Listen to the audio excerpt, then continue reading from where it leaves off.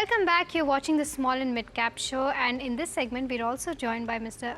Puneet Javeri, who tracks the company very closely, that is MM Forgings.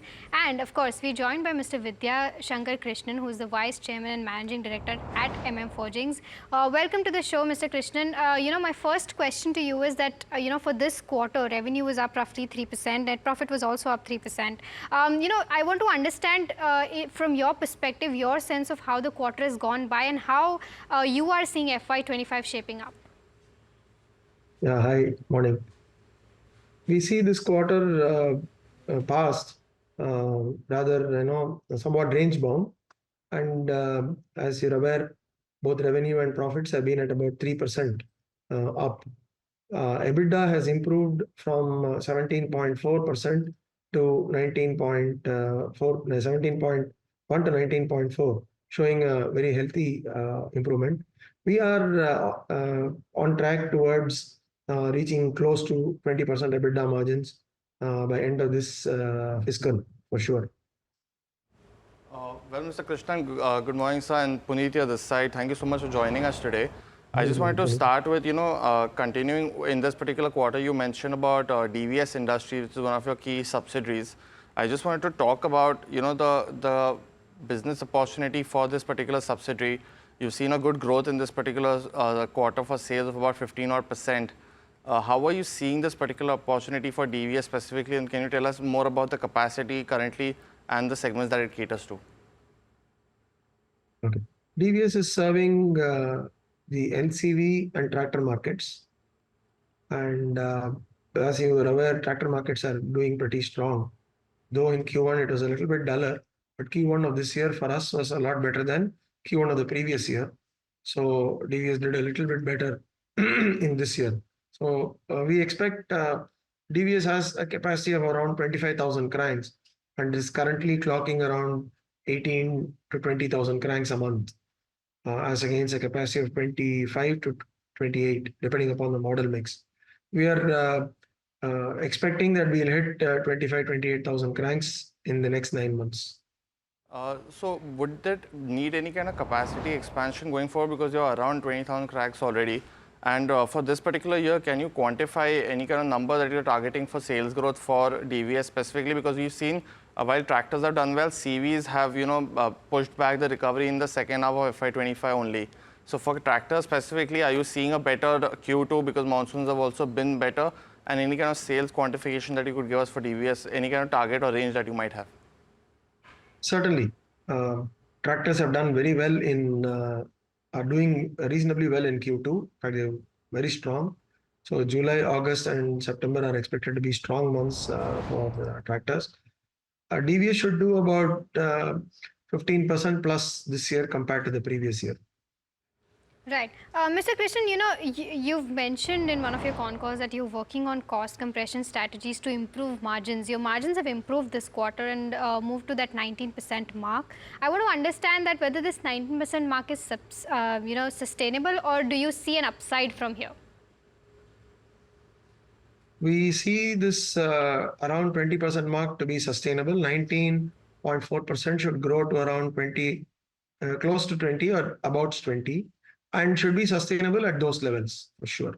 Okay, and you're also targeting a revenue of roughly 3,000 to 5,000 crores is what you've guided. I want to understand that, this is in coming years. So how quickly do you think will you get there, that 5,000 crore mark? 5,000 is a little bit of a long shot. But certainly we have a first mark of 2,500 crores in our sight. And that would depend upon markets largely. We have most of the products developed, and in final round of products is being launched right now. So depending upon volume growth in markets, we should see first step 2,000, then 2,200, then 2,500 crores, all within the next 2 to 3 years. Well, Mr. Krishnan, I just wanted to take some focus on the heavy forging division now.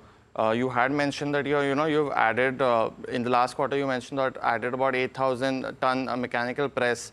In this particular quarter, we've seen an update that you've added another 16,500 ton forging press. So I just wanted to understand the focus of the company on this particular division, and what's the current contribution that you're seeing of revenue from this particular heavy forging divisions, and is this more from an export opportunity specifically for the heavy forging division?